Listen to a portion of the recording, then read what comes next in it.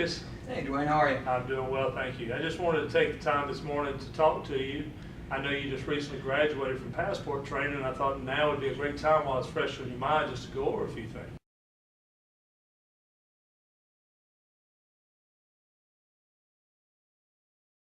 I recall there was one issue I had with Matt where he had researched 12 potential solutions. That was a real issue for me. Good. Well, I tell you what, tell me something about it. Hey Lucas. Hey Matt, how are you? Oh great. Hey, you remember that problem the company's having where we're losing a lot of money? Sure. All about those problems. I have just thoroughly researched 12 possible Hey, 12 solutions. I just got these dice from Biloxi. Let's see what we can do. But Hey, look. Look at that, 11. What does that tell me? Well, Lucas, I know you just got back from Biloxi, and the dice were good for you there, but Yes, they were. maybe in this situation, dice were not the right tool to use to solve the problem. Okay. I wrote a few things down here for you of problem solving. Identify the problem, analyze the problem, generate potential solutions, select and plan the solution, implement the solution, and evaluate the solution. Okay. Now, Matt did the first 3 steps for you, but do you remember the chart that you used, solution selection worksheet? Yes, I do. Maybe that would have been a better tool for you to use than dice. Okay. So maybe next time, think about that and let's go that way. Okay, will do.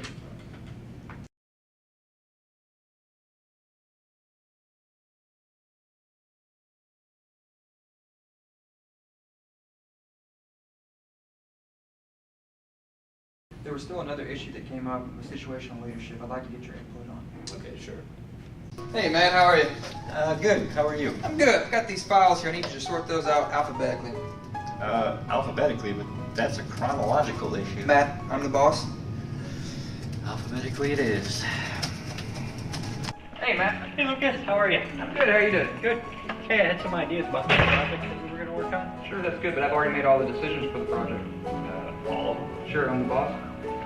Yeah, but don't you even want to hear my ideas? No, mine must be better because I am the boss. Lucas, I appreciate you taking the responsibility in your new leadership role, but one thing we have to remember is that influence in those that work for us is our primary job. Okay. We have to remember that position power, while it is one of the 5 powers, and if you remember the 5 powers, they are task, they are personal, relationship, knowledge, and position power. Now, I mentioned position power last because that's the one you want to use the least amount of time. Okay. You want to build his confidence, so don't always micromanage everything he does, but build him up in some type of relationship other than position power. That's good to know. Thank you.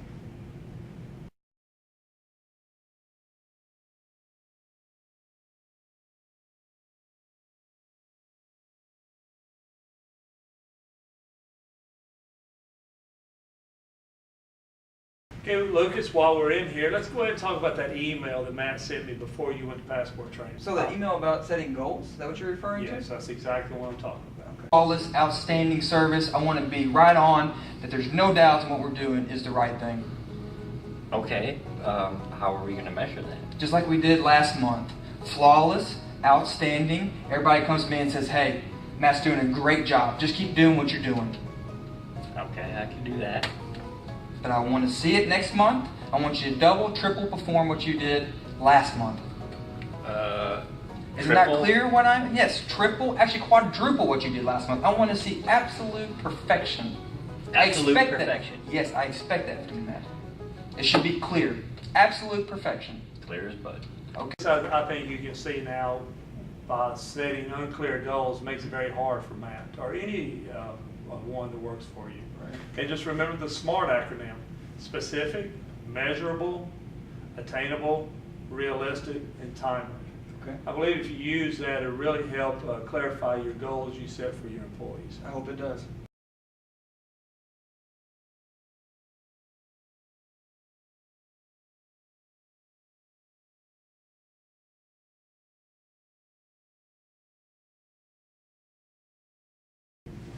You know, Dwayne, I just don't understand Matt sometimes. He has such a different personality. He's just so quiet and to himself, and sometimes I'm not for sure really how to interact with him.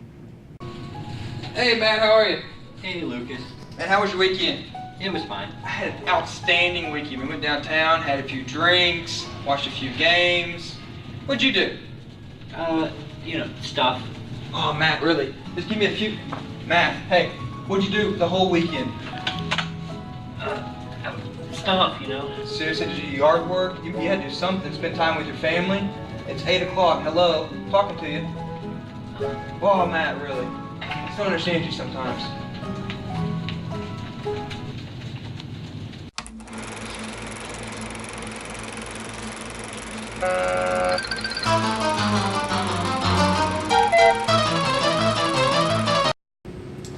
Well, Lucas, I know coming out of passport training, this is something that you went over. If you remember the Myers-Briggs I do. test that you took, well, this right here is a great example of an extrovert and an introvert. You and I are extroverts, and we express our emotions and our energy outwardly. We voice our emotions sometimes. When introverts internalize, does not mean they're not thinking, they're working, they're constantly working, and they might not verbalize it, so we may not get the answers we want to from them. So just remember, next time, before you go up there and poke him with a stick, remember, he's probably building a lot of energy up before you get over there. I'll remember that.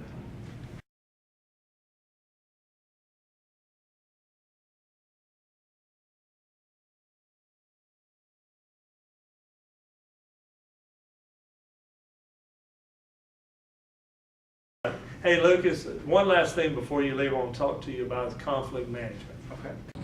Hey, Lucas.